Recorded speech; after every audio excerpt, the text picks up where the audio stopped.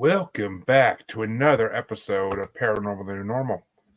I'm your host, as always, Jeremy, here trying to make the world seem a little more normal. Does it ever happen? God, no. But we try. We try. That's all that matters. But of course, I'm joined by a guest to help me do that, as always. And my guest today is Dylan James Quarles, author of, well, we'll get into what he's author of. But first things Yeah, first, how you doing tonight, Dylan? I'm doing really well, Jeremy. Thanks for having me on. Oh, my pleasure. Any paranormal, supernatural author, I'm always down to have on. You, That's you, definitely my wheelhouse. So, you guys usually have good stories, so. But let me ask you the first question I ask everybody on this show: okay. what got you into the paranormal, supernatural world? Hmm. I guess it would have to be where I grew up, which is also where I currently reside. It's a little town called Port Townsend. It's in Washington State, a small town. So if you really have like an axe to grind with me, you could probably find me. Um, It's a little town, though, Victorian seaport, as they say on the sign when you drive into town. It was meant to be much bigger than it ended up being. It's kind of strategically located on the Olympic Peninsula. So back in the day, as they say, it was a hub of logging and mining and shipping and shanghaiing people. So slave human trafficking and all kinds of nasty stuff went on here. And the town has this really rich history of all this shady stuff that went on here. And then what adds to the paranormal side of it is that the railroad never came here and the bay wasn't deep enough to support like expanded sort of like shipping interests. So all that stuff went to Seattle, Tacoma, Olympia, cities that are maybe a little bit more known outside of Washington State. Uh, and that left Port Townsend essentially like frozen, as they say, in amber. So all the old Victorian houses that the ship captains and the robber barons built and used to live in, they're all still here. They didn't get knocked down for new high rises or whatever, or like new apartments or fancy, glass and steel Scandinavian designs or what have you. And the historic downtown, all these brick buildings with like creeping ivy all over them and old cigarette ads painted up on the sides, that's all still here as well. And so what you end up with is a plethora of ghost stories. You have cryptids because we're in Washington State, so everybody knows about Sasquatch, but they don't know about some of the other more hyper local cryptids or the ones that have like a weird connection to the area, even though they don't seem like they would be from here. And on top of that, we have a thriving sort of UFO environment out here too. Maybe a little known fact, maybe not to your listeners, but the phrase or the terminology flying saucer was actually coined in Washington State for a pilot that said he saw something more or less resembling a pie plate. So Washington in general, in this area where I live, is just like paranormal ground zero. You could just take your pick, whatever lane you like, you can get in it and you can cruise it. So that's where I got into this stuff. Okay, interest definitely peaked, and there's a lot of questions I will have later on about all that. But we'll get into something now, because what experiences have you had with the paranormal side of your life? Well, I've had a few ghostly encounters. I saw an apparition once, but it actually wasn't here in Port Townsend or even in the United States. It was in Thailand. And it was in a small village. I traveled to this village as part of like a kind of a team building / cultural outreach, not affiliated with any organization that would be nationally known or any kind of religious organization. But we went to this, me and a group of friends went to this village in Thailand shortly after graduation from high school. And we taught in the local school, and it was pretty much just a cultural exchange, this small village in the north. And while we were there, and this was in the summer, there was a sort of like a ceremony that took place in the village that was described to us as kind of like a summoning of spirits. So it's like a little bit like their Halloween, but it's in the summer, which is the rainy season there. So everything's a little flipped. And so we're in this like little village, and they do this ceremony. It's kind of hard to describe, but there's masks, and there's this one part of it where there's like a sheet, and it's kind of being held by a lot of people, almost like if you can imagine the parachute game from when you're a kid. Everybody's got a piece of the sheet and they're holding it, and then something is like popping up in the middle of the sheet, and you're like, what's happening? Like these forms are shaping as they're like invoking these spirits, and it's like, you know, you're seeing sort of like, it's the, I guess the idea is like you're seeing these things are starting to pop out into the corporeal plane. The ceremony comes to an end. Our chaperone, or kind of our fearless leader, our guide, he's like gathers everyone around. He says, okay, everybody go home, because we were like living in houses in the village. He goes, go home tonight, and I know you guys get up to trouble, because we would sometimes like sneak out and meet up with each other and have beers and whatever, and do things that, you know, recent high school graduates do. He said, go home tonight and stay indoors. Like, you might not believe what you just saw, you might not believe in any of this, but they do, and that's enough. And that stuck with me, because I really do believe in the power of in belief. So we all went home. We went our separate ways. And that night I heard all these insane sounds. Our house was at the very edge of the village, right near the jungle. So you always hear crazy sounds at night. And this is like rural Thailand. Like, Thailand's fairly rural in points already, but this is very, very rural. So we're hearing all these weird noises, and start to hear squealing pigs, and they're sort of screaming, and they're right beneath our house. Our house was up on stilts, and it sounded like they were just right under the house, and that was really unsettling and spooky. But then I started to hear footsteps coming up the stairs to our front door, and it wasn't uncommon for people to come and like leave us little gifts. So at first, that's what I thought it was, like a villager was coming to drop off like a gift, but it was late, so that was weird to me. But when I heard the footsteps come up the stairs, and then they stopped outside the front door, and then they continued, but this time they were inside the house, and there's no electricity in this house, so it was just black as black can be, dark of night. And we all slept. There was 6 of us in this house. We all slept on the floor on mats in mosquito nets, so you really couldn't see outside of your net, especially when it was dark, because it's like this kind of white, like fine mesh net. I really couldn't see anything, but I heard the steps coming through the living room, and then they sort of stopped right behind me. I was laying on my side, and I rolled over, and I saw this little Thai man just beaming with the biggest smile, and I immediately kind of did the whole like close your eyes, rub them with your fists, you know, like almost do like a Looney Tunes double take, and then he was gone. And when I brought this up the next morning, and I didn't sleep a wink for the rest of the night. I was listening, you know, like Daredevil. I was like, had my ear turned. I was like trying to catch every sound. I brought this up the next morning, and somebody mentioned, oh yeah, that house used to be where they slaughtered pigs in the town. So that's probably what you're hearing. And everybody was so nonchalant about it. Everybody in the village was like, oh yeah, sure, you saw a ghost, no big deal, on with your life. So I was 18. And that was the first time I'd ever seen a ghost. And I'd grown up in this supposedly super haunted Victorian seaport, and I'd never been lucky enough to catch a glimpse of a ghost, but I sure did come face to face with one there. So pretty much going forward into college and the rest of my life, I was very open to the idea that not all stories are just stories to kind of bring in tourists or to ensnare your imagination. Sometimes they're powerful enough to make a reality all their own.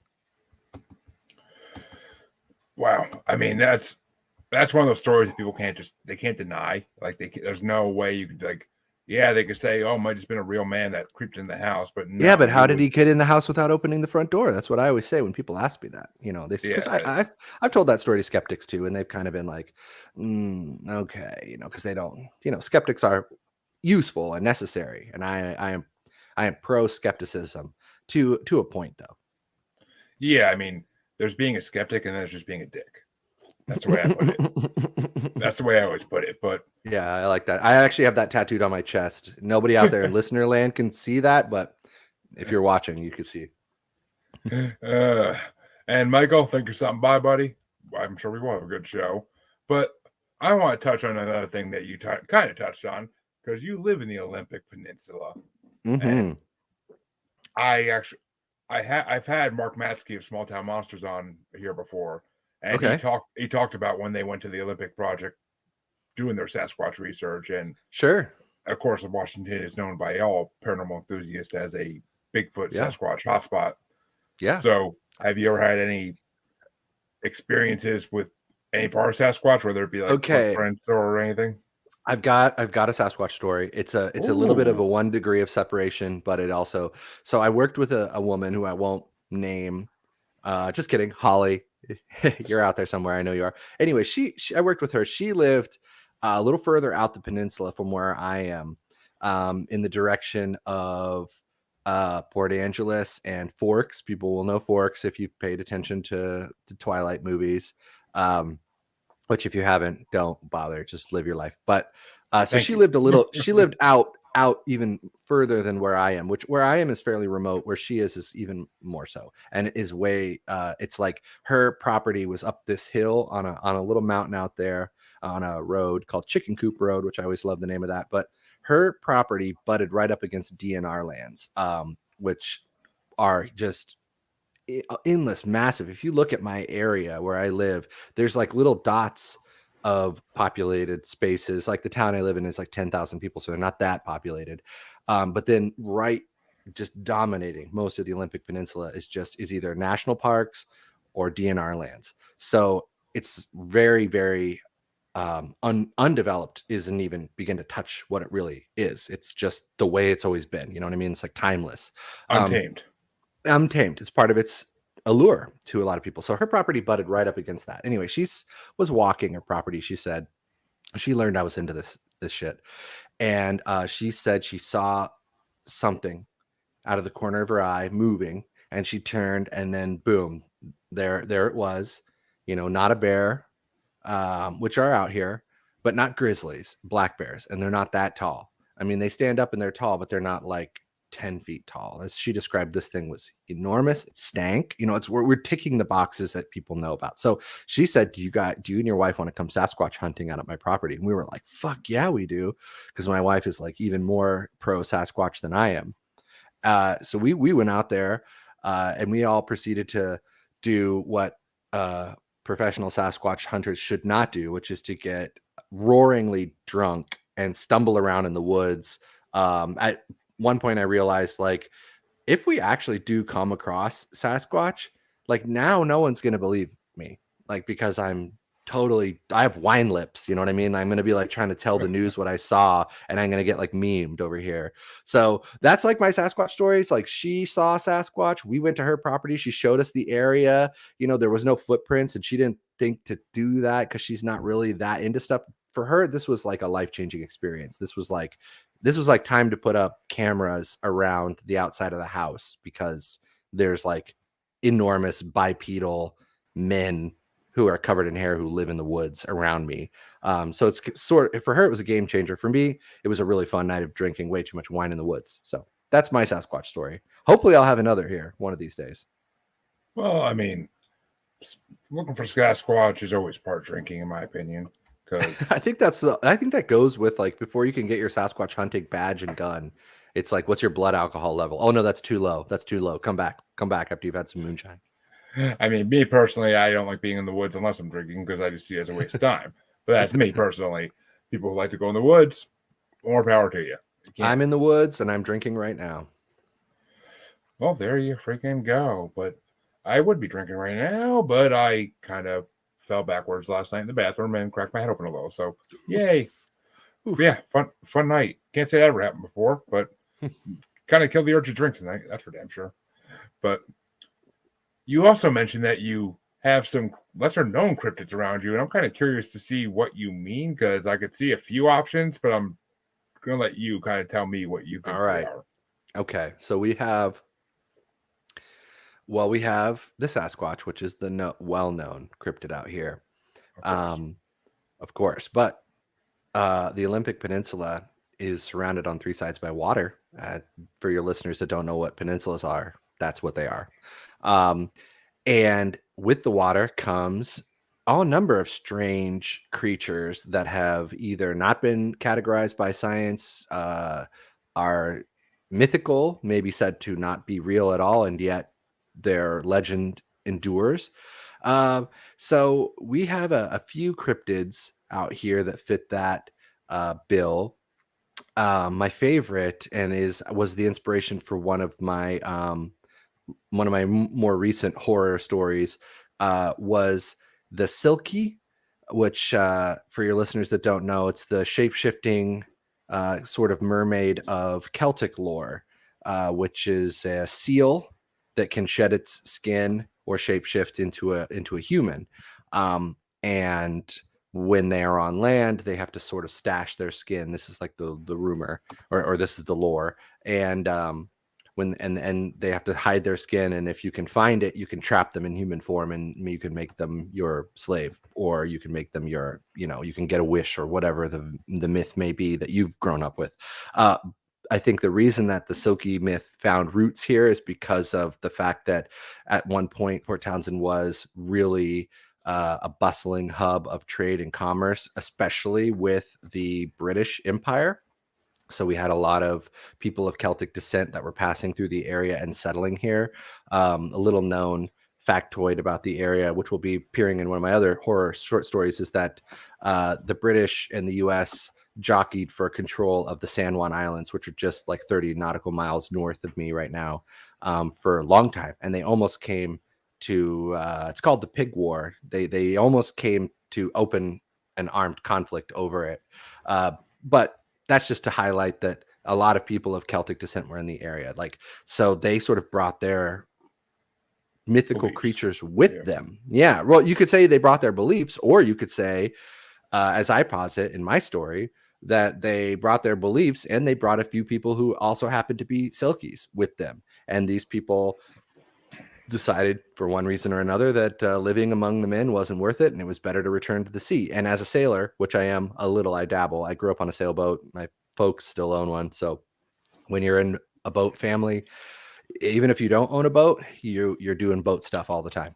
So I'm out fairly often on the water, free diving or on the boat, and you do encounter from time to time abnormally large seals who seem to be insanely intelligent beyond your normal seal, which is already they seem pretty smart already. They kind of have these soulful eyes, but every once in a while you'll encounter one that just is downright eerie, or uncanny, how it seems to be looking at you with such intense human intelligence. So the Silky lore, it does live out here, and I love it so much as a concept and as a story that I had to explore it in one of my horror shorts.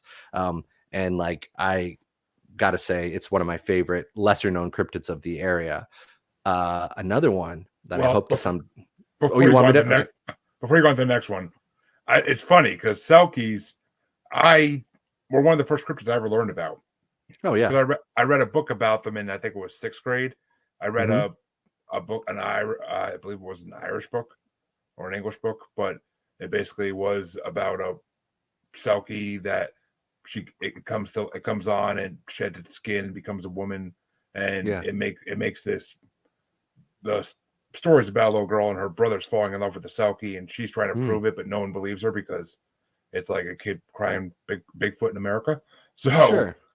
So I mean, it was one of the first cryptids I actually ever heard of. So I do, but to find that in Washington, that's kind of funny. I never would imagine that. Well, I think it's really due to the fact that, like I was mentioning, the fact that this little weird town used to be such a hub of international trade, especially with the British Empire. And the British Empire, again, if your listeners aren't aware, not the nicest people back in the day, and did in fact subjugate the Isle of Ireland for quite a while. So a lot of Irish people were involved at various levels with British trading companies, crewing ships, captaining ships, and some of them settled here. Some of them just passed through, but for whatever reason, the stories that they brought with them have endured. And the fact that there are just so many seals, harbor seals, bull seals in this area, I think it just sort of like the transfer was very easy, in terms of sticking it around and keeping that legend around. Hey, Ray, what's going on, brother? Glad you could watch. So Okay, what was the next one you're going to go to? I'll let you continue now. Okay, I was going to jump to a hyper localized one. Now, this one was actually brought to me by a friend and my former publisher when I started writing this anthology of horror short stories set in Port Townsend that sort of chronicles these various supernatural and paranormal stories that I grew up imagining and hearing. So he published the first entry in this anthology. It's called A Secret History of Port Townsend. Before I went out on my struck out on my own, got different publishing. But when I was floating the idea to him, he was like, well, someday you got to do a story on King Crow. And I was like, what is this King Crow you speak of? And he started to tell me about these local stories that people have to this day of a raven or a crow that it has like the wingspan of like a small car. People see it and at first they think it's like an eagle that's swooping right over their heads, but in fact they realize that it's not right above them. It's up high in the tree line or moving above the tree line. It's just that big that they thought it was closer, and it's this enormous crow or raven. And we have a lot of ravens out here that are really big. Like they are shockingly big sometimes. I don't think people realize how big a raven can get. And they are really smart.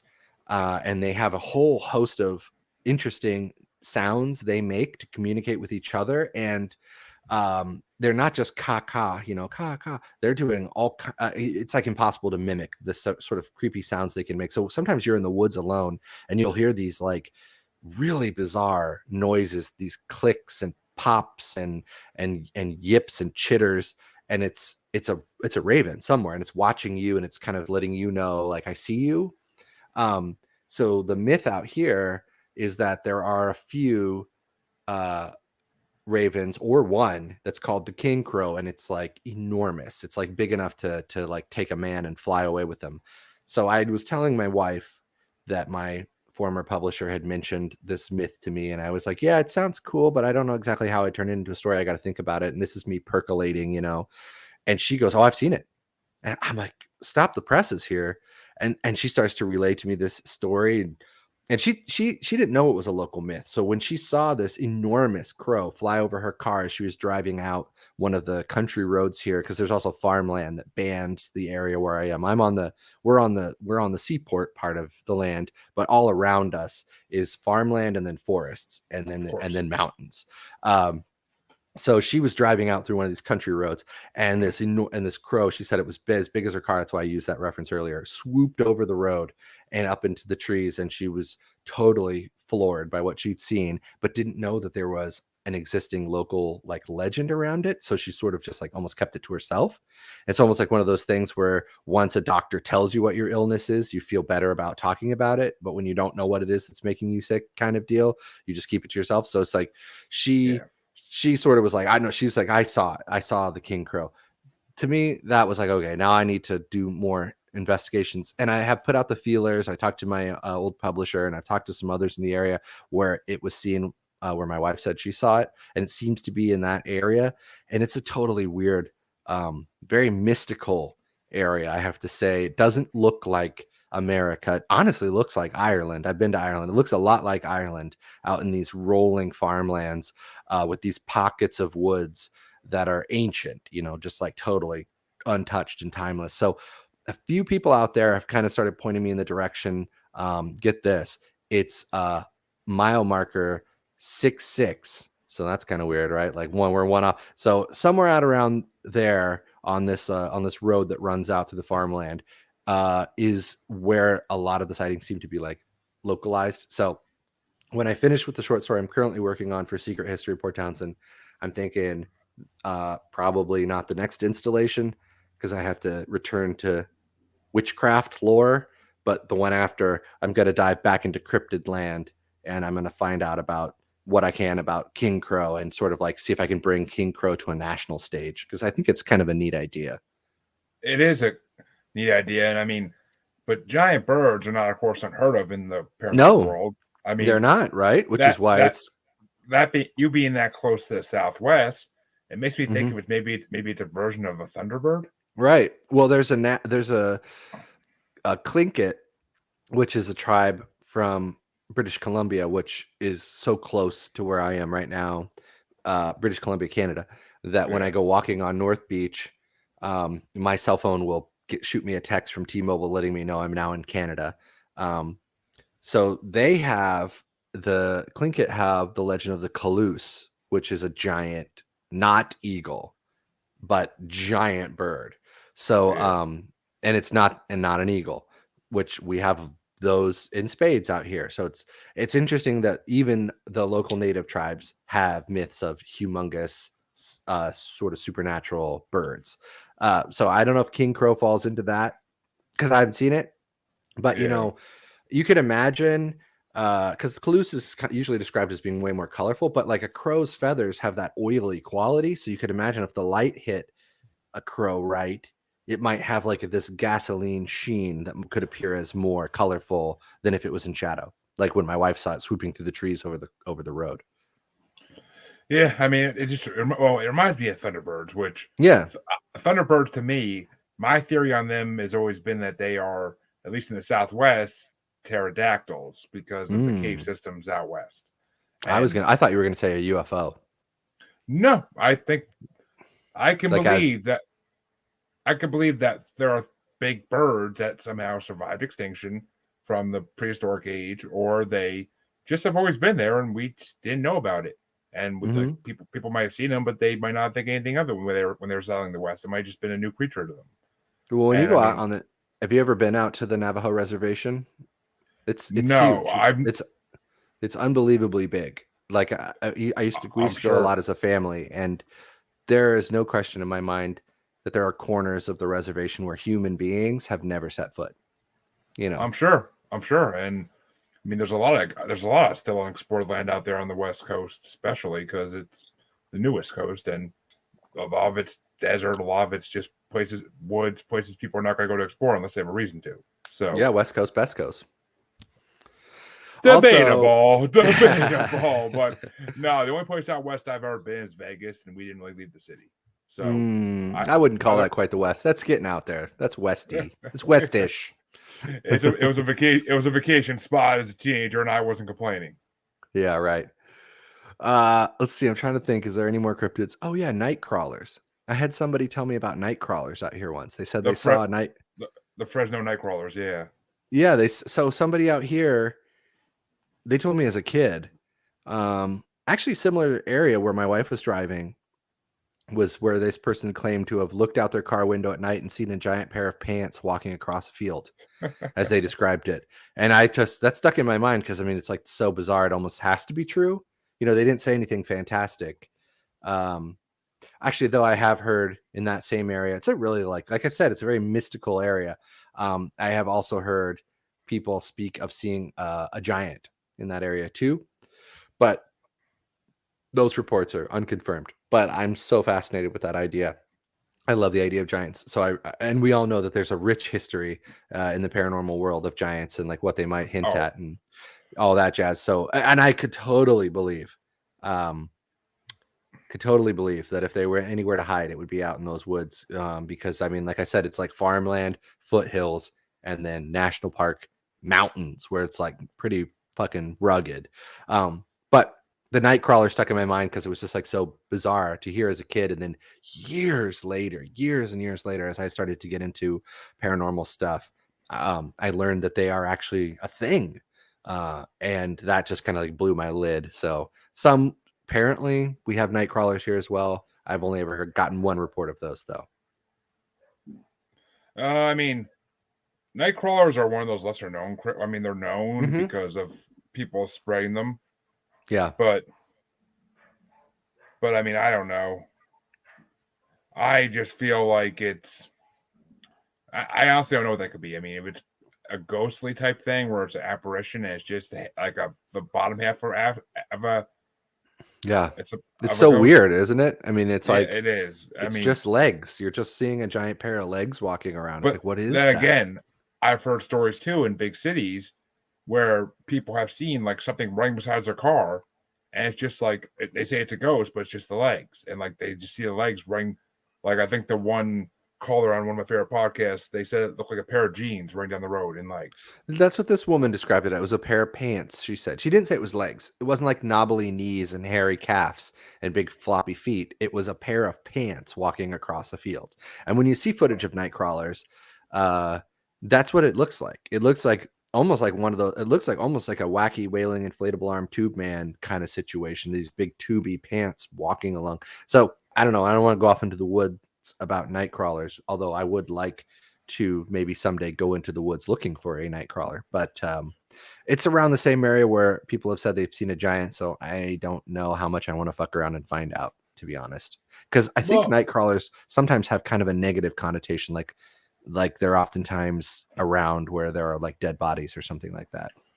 Possible. And I mean, I can't say I've heard that tie, but it's very possible. A lot of paranormal things are linked to creepy aspects of life, but giants are fascinating. Like there are so many tales and newspaper clippings, even from the 1900s, of giant skeletons found all over the United States. And of course, the Smithsonian or the government comes and grabs them.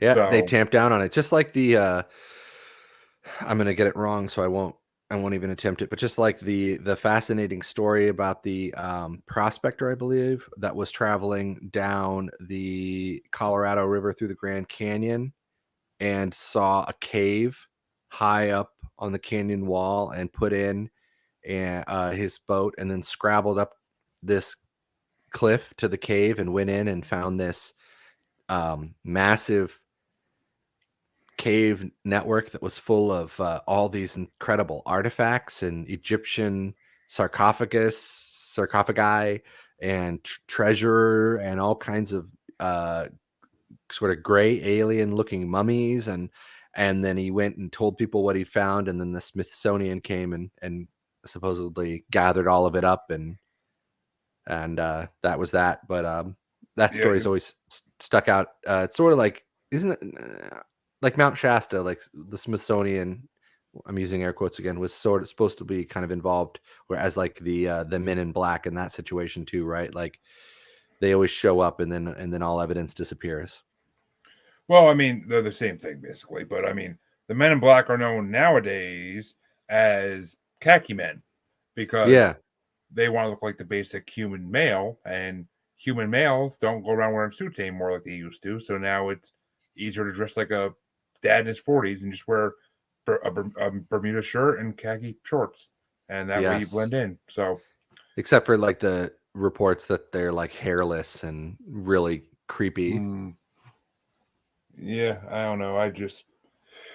I mean, that's why I said human, because I don't think Men in Black are all human. I think it's kind of like, I think the comic books and the movies got it kind of right. Like they had a source, I think the comic books did at least, and I think that led to the movies. But because I think there's aliens and humans working in conjunction to try and put a damper on things, which makes sense, you know. X-Files is right. Could have called it. Yeah. I mean, I subscribe to that conspiracy theory as well. I personally think it's more believable than, I mean, our government, no offense if you're a listener and you work in the government, but our government's not really competent enough to run that sort of full scale sort of operation where they keep a lid on things like that. So I think if they are running it, they got help from somebody who's a lot more intelligent at that kind of keeping a lid on things and keeping things running smoothly. And Joanne, yes, I can imagine what they would say to have the finders shut up and keep their mouth shut. Like I 100% imagine what the government will tell them or threaten them with. And there are plenty of examples where supposed people who they were working with to do extraterrestrial research, all of a sudden that person's gone mentally insane and is in an asylum because something happened. And it's usually because they're getting close to finding answers, and the government shut them up permanently. All it takes is one injection of one of their magical concoctions. So who knows? I mean, but yeah, giants fascinate the hell out of me. I mean, on my other podcast I do with my co-host, we did a whole episode on giants. Like, there's just so many examples of all over the world. I mean, the Kandar giant, I think it is, or it's some city in Iraq. Oh yeah, I've heard about this one. Yeah, and supposedly the Iraqi army killed it. Yeah. but yet all of a sudden the government takes away the body and they disappear. So, Yeah. Yeah. I did hear something about that on the tubes or the talks, the TikToks. I think I saw something about that one. And yeah, I mean, there's certainly remote parts of the world, like, just how a Sasquatch myth can endure because of the area where they're said to exist is so remote and so rugged. There are other places in the world that also meet those requirements where a legend can endure because maybe there's more to it than just uh, hearsay and oh, folklore. there's always more to it, except for a few examples, which I'll name in a second. But have you heard about this there, Dylan? Because this is your area of the woods. Joanne says, what about that kid from British Columbia, Canada, that's gone? Well, I don't know exactly which one you mean. I need a little bit more to I'm, go on. assu- I'm assuming it's related to giants. If Or it's related to giants, then I would love to find out more. I know that on the human side of things, the human side of the monster world, uh, we are said to have a higher number of active serial killers in my neck of the woods than most parts of America because it's much easier to hide a oh, body out here. This is just what they say. I know Something what she's on talking top. about. There was a All right. picture that was released, and some people think it's Oh, a yeah. Bigfoot on top of mountains. People think it's a giant on top of mountain, and I mean, I've seen multiple different versions of this picture, so I don't know what to Yeah. believe. But Okay, I know the story too. And the guy, he filmed it from his car, right? And when he was yeah, driving, he put it up on TikTok. And then he started being harassed by people in black cars that were coming around, and he would film them. And then he sort of went radio silent for a while. And then I think he came back with a video that was like, oh, never mind. It was just a weather station or something like that. And then he disappeared. This is the story, at least. yeah, it's not the cops that stopped them; it's the damn government. They just might have been paying the cops to do it, but the government pays cops regardless. So I mean, but it was definitely not just cops; it was some high up government figures that want to get rid of people who say stuff like that, and they quieted them up. I mean, you can only be threatened for so long before they replace you with a doppelganger. That's always possible too. A clone. Yeah, I mean, well, think about it this way: reptilians, which you want to talk about the cave where they found the Egyptian style tombs and stuff on the west coast. That's right up the reptilian storyline. That's one of the caves that connected to the reptilian city beneath the west coast. So, especially LA. And Mm. reptilians can take on human faces as they wish. Sure. I've seen the So videos. I have too, and I'm not saying I believe every single freaking one of them, but there are definitely some out there that have me be like questioning things.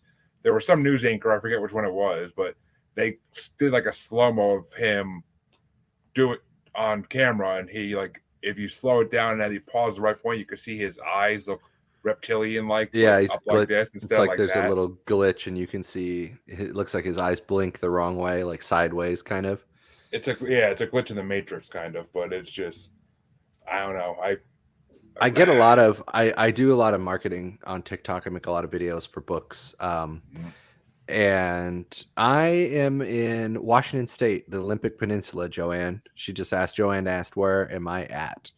So Washington State, Olympic Peninsula, which is about as Pacific Northwest as you can get and still be in the continental United States.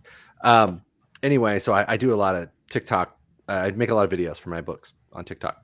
And I usually kind of take like a vaguely sort of like unsolved mysteries approach because it's Nice. like what best kind of it kind of best relays the vibe that the books are going to have, the stories.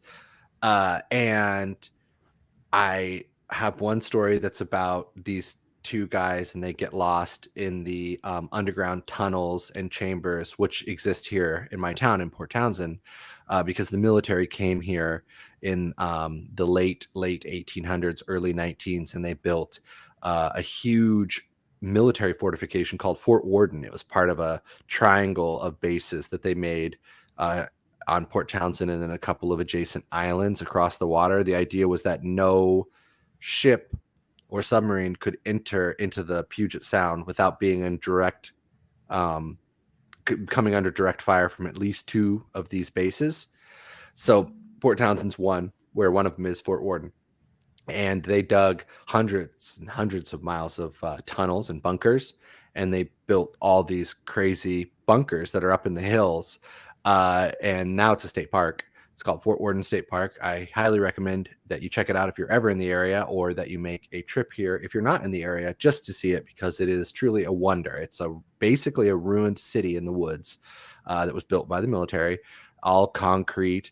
And there are numerous points at which you can access these tunnels that go deep, deep, deep into the hill and connect to bunkers that are down at the beach, So we're talking, steep, deep tunnels and bunkers and chambers underground. So I wrote a story about, because I grew up here exploring them with my friends, as people do. And there are ghost stories. There are witch cult stories. There's everything you can imagine people have seen happening in those tunnels. Because it's just so creepy. It's absolute darkness. A lot of them are flooded now, but you could still get in to most of them. Some of the dangerous ones they've sort of sealed up. So I write this story that's about that happening. These two guys going in, and they find a tunnel that they've been looking for that's supposed to be sealed, but they find a way in, and then they get lost, and then they find something there deep. You want to talk about giants? I don't want to give away, but they do find something. Let's just say that deep, deep, deep in the ground. That is sort of the reason why the area is so haunted. That's like their whole mission, is to like find out why so many houses and everything is so haunted around here in Port Townsend, because people believe there's a vortex in town, a supernatural vortex. So these guys go to find the epicenter, and they find it deep under Fort Worden in these tunnels. So I write the story. It's a good story. I like it. I stand by it. But as I'm marketing it on TikTok, I'm making videos and I'm talking about tunnels, chambers, and caves, and it gets like totally hijacked every time by people who are really obsessed with the reptilian conspiracy theory. And I want to be like, guys, this is not that story. Take your reptilians, put them somewhere else. This is a different, not every cave is a reptilian. Some caves might be, but some caves are just caves. Some caves have giants in them, or cults. So sprinkle a little bit of that on your Amazon wish list if you're in the mood for reading a story about two guys lost in the underground. But yeah, that's my random reptilian story lately. It's my most recent interaction with the reptilian cohort, is that they all seem to think that's what I'm talking about. But which I was going to ask you, because you mentioned witches earlier, and I was like, there are stories of witches in Washington? Like, this is something that I've not really come across. It's the same deal like I mentioned with the Silkies. It's because Port Townsend was once this hub of trade and commerce and culture. Anytime that happens, people from all over the world are passing through or settling here to establish their own little empires. There are. I have a friend. He's still alive. I shouldn't speak of him in the past tense. I might give you the wrong idea. But his story about the bunkers at Fort Worden is what we call them. We call them the bunkers. So there's some local nomenclature for you. His story about the bunkers was that when he was exploring them in high school with a friend, they heard chanting. So they went to explore and examine where this chanting might be coming from.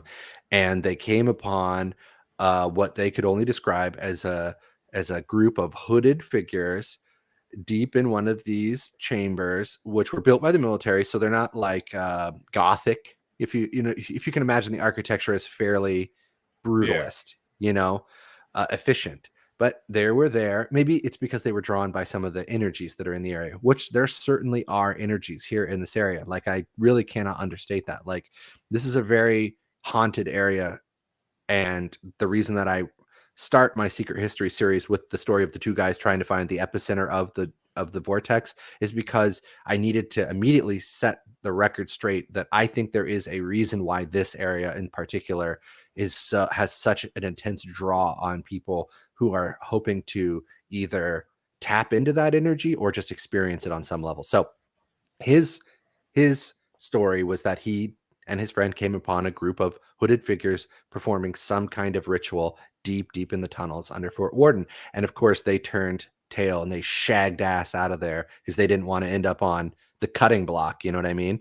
And that story, which was relayed to me in high school, stuck with me for, obviously, here I am many, many years later. I'm not in high school anymore. I don't know if you can see me, but I just had to pay homage to it and to kind of kick the hornet's nest a little bit, because I've always sort of believed, and like this, I don't want to get in trouble. Like my town is so small, so if you are one of these Port Townsend witches, these power broking witches, like don't come at me. I rent. I don't have anything. You can't take anything from me. But like there is, I've always sort of believed that there is like a group of power brokers, that are sort of running the show a little bit, in terms of getting shit done, staying always in power, staying always in control, even though the times change and social movements come and go. They are always on the hill. They always live on the hill. They always live on the tall hill in the old houses. They always have money. It's like, so combining that sort of feeling I've always had living here, is I don't live on the hill. With my friend's story, I had to do a story about witches, or like an occult group that is, summoning or drawing power from these ancient forces that are here in the area. And again, I don't want to give spoilers away, but like, races that came before the race of men, creatures that could have come from the stars, beings that might be older than the earth, or maybe beings that came from somewhere far beyond and settled here, sort of vibes like that. Like you get into the weeds a little there, but I do like H.P. Lovecraft and the idea that sometimes what we might be thinking of as a demon might just be an alien that we don't understand, a very old alien that died, Yeah, exactly. I mean, there are actually a lot of people that believe that angels and demons are just different just aliens. Yeah. I'm an ancient astronaut guy. I'll almost always tie everything back to the ancient astronaut theory, because that's my bread and butter. Well, so let me tell you a theory I have, because if it ends up in a short story, I'm not going to be too disappointed, but we'll see. I have this theory, and to life of me, can't remember if I heard it somewhere or if I just created it in my own head, which is highly possible, knowing my head. But I've said it in my show before, so it's not like it's a secret. I basically have a theory that Earth is a prison planet of sorts, and that there's a international galactic UN out there, call it Dupe, call it whatever you want to call it, based on any sci-fi show you watch, and basically any species that they deem too dangerous or that they get sick of, this council puts on Earth and possibly other planets as prisoners. And that would explain many cryptids we have, such as Bigfoot, dogmen, and sea lake monsters. Like it could explain a lot of different cryptids that are in mass, not just one or two sightings here and there. Sure. And the biggest part, this is what gets everybody, the UFOs we see in the sky are prison wardens. They're like guards. They're guards, making sure that nothing escapes Earth, and also and they work with the Men in Black in that aspect as well. But they also, and why do you think Bigfoots and UFOs are often seen together? Yeah, right. I've heard this connection before. Not exactly the way you're describing, but I've heard that there's a Bigfoot UFO. I mean, basically, I'm pretty sure I put this theory together just based on a lot of other smaller like connections, and I kind of combined it all into one.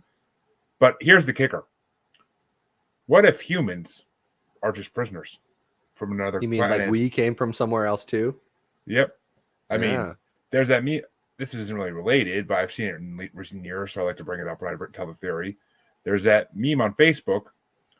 What if Adam and Eve were the last humans of a dying race on Mars, and they crash landed on Earth? Yeah. Like that, just the idea behind that. Like, I don't believe they actually came from Mars. I don't think we came from Mars, and by any means, but it's possible. It's possible, but somewhere out there we might have came from. There was No, okay, so a couple things on that. Like, one, I applaud your originality, because I have heard plenty in the ancient astronaut community, of which I am a casual sort of fringe observer, but secret acolyte. It makes its way into like almost all of my work, like including the short story I'm working on right now, which is part 4 of the Secret History series. I'm bringing in aliens, and I'm starting to tie these threads together from the other stories, kind of hinting at like that earlier hypothesis I had, which was like, maybe supernatural stuff is only supernatural because we are in the presence of different forms of life. And if a human being can turn into a ghost when it dies, what happens when an alien dies, right? What kind of ghost does that become, right? Like, so anyway, so I applaud your originality, because I have heard in the ancient astronaut community, sort of the inverse of that Earth is this special, I hear it all the time, this super special planet that's like so beautiful and unique among planets that have intelligent life. And that's why the aliens are always coming here, because they're like, this is like one of a kind. And that sort of, I feel like, gets its that has its roots in the that has its roots in like eco activism a little bit. Like that's almost like a little bit of a metaphor for like, we need to preserve what we have, like, which I agree with. I am all for, like, hey, you know, I believe in a lot of conspiracy theories. Global warming is not a fucking conspiracy theory. It's actually real. We could call it climate change, call it whatever the fuck you want, but like, that's happening. And the people that tell you that it's not, they're the ones who have a secret agenda. They're the ones you should not believe, because they're the ones that have all the fucking money. So never believe the people who have all the fucking money, because they're the pieces of shit in this world. Signed and dated. Anyway, so I like that you are flipping the script. Instead of Earth being this totally unique place that all the aliens want to see because their home planets are like boring or drab, it's actually like the dump where they just send all the worst creatures that they don't want to deal with. So that's kind of fun. I gotta say, I won't steal it from you, but I do like it. I would honestly be honored. I mean, a small fee buys a story. Just saying, but I mean, honestly, I freaking give it to you for free. I'd be honored. But I'm a Mars guy, though. I like the Mars idea. I don't think that we are Martians, but you know, I think it's a cool. I mean, I believe. I mean, I was massively inspired as a youngster by the pyramids on Mars. Yeah. And the face on Mars, that inspired, I mean, like, easily my most popular books ever are called The Ruins of Mars. It's called The Ruins of Mars trilogy. It's 3 books. And that's all about finding ruins on Mars and exploring them. And those books were massively popular when they came out, and continue to be really, to do well and pay the bills, sort of. But so I could never hear Mars aliens or Mars and ancient aliens in the same sort of like few sentences, and not like say like, oh, I actually kind of believe in that one too. Like, do I think we came from Mars? No, but do I think it's possible that the Martians maybe survived whatever cataclysm it is that wiped out their planet and have existed in a different form, like maybe moving about the stars, the solar system? Yeah, totally. Because look at what fucking Elon Musk and all these pieces of shit are doing here with Earth. They're trying to figure out how to move the human race into space when the planet dies, for the long-term, you know, preservation of the species. So do I think aliens might have tried that sometime too? Yeah, why not? Well, we talked about most of your books, or your 2 series at least, but I'm kind of interested in as well, and I want to make sure we get a little time to talk about them before we have to end here. But what is There Be Monsters about? I mean, I can imagine what it's about, but I'm kind of curious to what your goal was. Yeah. Okay, so like all my books have a conspiracy theory kernel in them, a seed from which everything more or less grows, because this is who I am, and I'm not ashamed of it anymore. Like The Ruins of Mars, it was, like I just mentioned, the face on Mars, the pyramids on Mars. That's what inspired the story, and that's what drove a lot of like that book has a really heavy and overt ancient astronaut theory bent to it, and that's, I think, why it's popular. There Be Monsters is my most recent novel, Best Indie Book Award winner, so that's validation. The conspiracy theory that inspired that book was the Philadelphia Project, which I have loved hearing about since it first came across my news desk, in so much as I have one. And I was just fascinated by the idea of this battleship, because it has all these elements that help to really build a strong conspiracy theory. You know, it has multiple people involved, multiple witnesses, if you will. It has the military industrial complex. It has Nikola Tesla. It has time travel. It has teleportation. It has all these things. So that was the kernel that inspired There Be Monsters, which is the story of a group of 1500s, 1520s treasure hunters, more or less.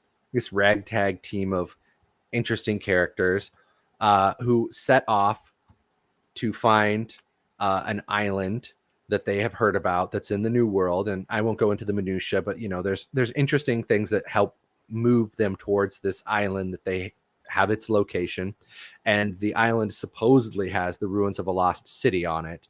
And the city, according to the witnesses who are driving them on their quest, is made of gold. So I'm kind of playing with Atlantis a little bit, because the New World at that time, the 1500s, would have been like South America, Cuba.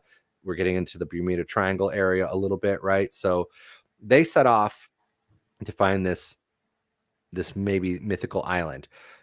There's a parallel timeline that's taking place in the book, though, that's in 1985. And I have a government black book, off the record government experimentation taking place on this vessel. And they're messing around with like alien relics that they've recovered through shady means. And by screwing around with these alien relics, they inadvertently sort of tear a hole in space-time, and they send the ship back in time, and also end up unleashing these man-eating monsters that they have been, I'm giving away way too many spoilers, but whatever. They have been, because this ship that the government's been operating in international waters, doing all these horrible experiments, among other things, besides just tinkering with alien relics that they don't know how powerful they are. They were also messing around with genetic manipulation and growing, creatures for various reasons. So these creatures are set loose, and all hell breaks loose, and it all kind of comes to a head. It all clashes together when my protagonist from 1985 realizes that she's been transported back in time. Everybody on her ship has been massacred by these monsters, and now she has to team up with these treasure hunters and try to survive, using only like old world technology and fighting back against these monsters. And also I throw in some conquistadors, and I throw in some stuff from the mystery schools because I can't help myself. And we have prophecies, and we have Atlantis, and we do it all. It's all there. I mean, somebody described the book as a batshit crazy tale. And I don't, it was a reviewer, and I don't disagree. It is batshit crazy. I throw everything at the wall, and somehow it sticks, hence the Best Indie Book Award. So if you're into like treasure hunting, time travel, monsters, aliens, female leads, male main characters, mystery schools, prophecies, islands, ruins, it's all there for you. Oh, conquistadors. Oh, who doesn't love some conquistadors? But sounds amazing. And then you had one last book that when I first saw it, I thought it was like a James Bond type book, but then I kind of read into it and I realized I was wrong. Yeah. And that's The Man from Rome. I kind of was like, at first I'm like, is this like a James Bond spy book? And then I started reading it. It's a little like that, yeah. It's written like that. So this was that was like my vibe that I was going for. I wanted to write like a not quite Ian Fleming level James Bond or Le Carré like a spy novel, but I wanted to write a spy novel more or less, except for in Rome, because I love Rome and I've been to Rome many times. Except for there was a heavy supernatural event, but the supernatural elements in the book are explored in a way that's like it's been mythologized. Like the man from Rome, the titular character, is an unnamed immortal who's been living in Rome for presumably a very, very long time. And he purposely does not give himself a name because he does not want to be worshipped like some of these other beings, which are similar to him, that have come to Earth over the ages that do want to be worshipped and do give themselves names like Artemis and Zeus and Apollo and Athena and on and on. He is like them, and they are not gods. They're just something else from somewhere else. And because they are something else from somewhere else, they have these seemingly magical abilities, but it's not magic. It's just, we just don't understand it. It's just not of this world. So even though it has a mythology bent to it, and then there's immortals and there's all that kind of stuff, and there's a lot of nods to Greek mythology and Roman mythology because I'm a fan. At the end of the day, the man from Rome very clearly tells this guy who works for him, the main character, like, listen, I'm not a god. Okay. Like I just come from somewhere you can't comprehend, but it is a place and it does exist. And now I'm here. And so this is why I am the way I am. And you just need to learn to move on with it. So it's written like a spy novel, but you have immortals and you have like all this like crazy shit going on, and it's super violent. So that's I need to put that on the out there front and center, because I have had people complain about how violent it is. Like I sell it as urban fantasy, which is apparently kind of sort of maybe more of a tame genre. I don't know. It's a weird one. So I've had people be like, I thought this was going to be like a romance novel between like a lady and an ancient immortal, sexy immortal. And it ended up being like people ripping each other's spines out and shooting the shit out of like all these Roman police. So I don't know what the hell is going on in this book, but I think it's a good time, and it sure makes for one hell of an audiobook if that's the way you like to enjoy a story. Do people not think Mortal Kombat is sexy? What the hell? I know. What's wrong with these people is all I got to say. Like, I think it's cool as hell. And Rob, what's going on, buddy? Oh, you call me sweetie. You're so sweet. But the head of my network there, he's a little fun. But so where can the people find these books, and where can they follow you if they want to follow you? You can find everything on Amazon, because you can find everything on Amazon. It's A to Z. It's in the name. You can also ask your local bookstore. And if they don't have it in stock, they will get it for you, because bookstores do that. So I encourage you to do it that way, because bookstores are awesome. And they're a bedrock of Western civilization in general, not even Western. We'll just open it up. So you can find me on Amazon, or you can ask a bookstore, your local book vendor, and they'll get you a copy, whichever one you want. There is, as you mentioned, there's The Man from Rome, there's the Ruins of Mars trilogy, and now There Be Monsters. And then on the short story side of things, we've got the Secret History of Port Townsend series, which so far there's 3 parts. Part 1 is the one about Fort Worden and the guys getting lost and finding mysterious things underground. And part 2 is about Silkies. Part 3 is about witches. Part 4 is coming out soon. It's about UFOs and the military industrial complex, which we have here in this area. We didn't even talk about it, but I don't want to visit from the men in khaki men, but we have a lot of military stuff out here. So you can find that all on Amazon. If you want to follow me, I'm on Facebook, Dylan James Quarles. It's hard to spell, but it's Quarles, like a guy fighting, but with one less R. I'm also on TikTok at author Dylan James Quarles, and I'm having a lot of fun over there. I make a lot of content that's about this area where I live and some of the spooky stuff that goes in here and ties into my books, but it's just been doing really well with people, because there's a lot of interest in the area where I live. And so I love to shine a spotlight on some of the dark corners, as they say. Best way to do it. And all my listeners know you can find me and this podcast on all podcatchers. And please like and subscribe while you're there. And also you can find us on Facebook as Paranormal the New Normal / Maniacal Music Musings, name to be changed soon, podcast group. You can find me on Twitter and the Gram as @JuggaloBastard. And you can find me on TikTok as @JuggaloBastard Podcast. And of course, you can find me on YouTube as Paranormal the New Normal, where this is currently streaming, among other places. And we are, of course, part of the Antisocial and Parapost Network, and we're glad to be part of both. And until next time, thank you, Dylan, for coming on one. That was definitely awesome, and maybe we'll have you on in the future at some point when you have a couple more things out, and we can talk about them. And yeah, just call me. You got my number now. Yes, I do. And to all my watchers, thank you for watching. To all my listeners, I'll see you in half a week. Till then, have a good week, and try not to get kidnapped by giants. That's what we're all aiming for.